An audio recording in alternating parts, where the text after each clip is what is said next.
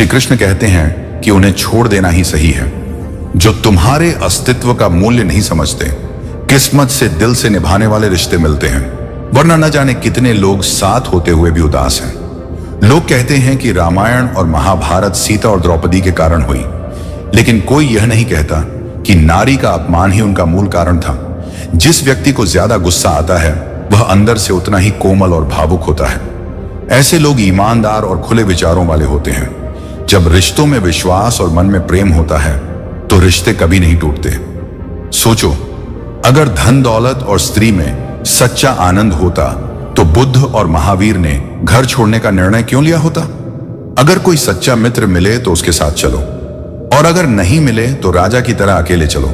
कभी भी यह मत सोचो कि कौन कब और कैसे बदल गया। सिर्फ यह देखो कि उसने तुम्हें क्या सिखाया। यही जीवन का सार है। दर्द सिर्फ दुख नहीं देता, वह ध्यान भी देता है। अगर आप अपने अवचेतन मन में यह ठान लो कि आपको 3 घंटे बाद उठना है, चाहे आप कितने भी थके हों, 3 घंटे बाद ताजगी के साथ उठ जाएंगे। युवावस्था संसार को देते हो और बुढ़ापा परमात्मा को यह दिखाता है कि तुम्हारी प्राथमिकताएं क्या हैं। जब ताकत होती है तब तुम गलतियां करते हो, और जब ताकत नहीं होती तब अच्छा बनने की बात करते हो। यदि आप दूसरों के विचारों से अपनी जिंदगी चला रहे हैं तो एक दिन खुद को पिंजरे में पाएंगे। अगर कोई रास्ता आपको डराता है तो समझ लेना कि आगे बड़ी सफलता आपका इंतजार कर रही है। मछलियां भी खुश हो जाती हैं यह जानकर कि इंसान अब इंसान को भी जाल में फाने लगा है। जीवन एक रेलगाड़ी की तरह है। जब तक यह चलती रहती है लोग आते जाते रहते हैं। कभी यह तेज होती है, कभी धीमी स्टेशन पर रुकती है। कुछ नए लोग चढ़ते हैं और कुछ उतर जाते हैं, लेकिन सफर चलता रहता है। जब आखिरी स्टेशन आता है सबको उतरना पड़ता है। कोई साथ नहीं रहता। यही जीवन है। अगर अच्छा समय नहीं रहा तो बुरा समय भी नहीं टिकेगा।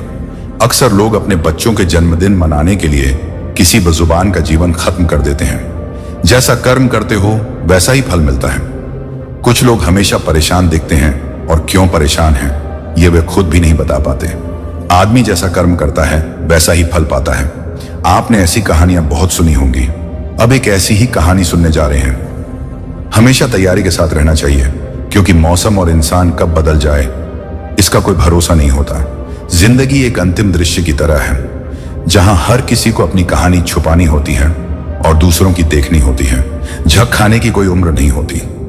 हर उम्र के अपने जख्म होते हैं। अब मैंने सोचना छोड़ दिया कि लोग मुझे पसंद करें या नहीं।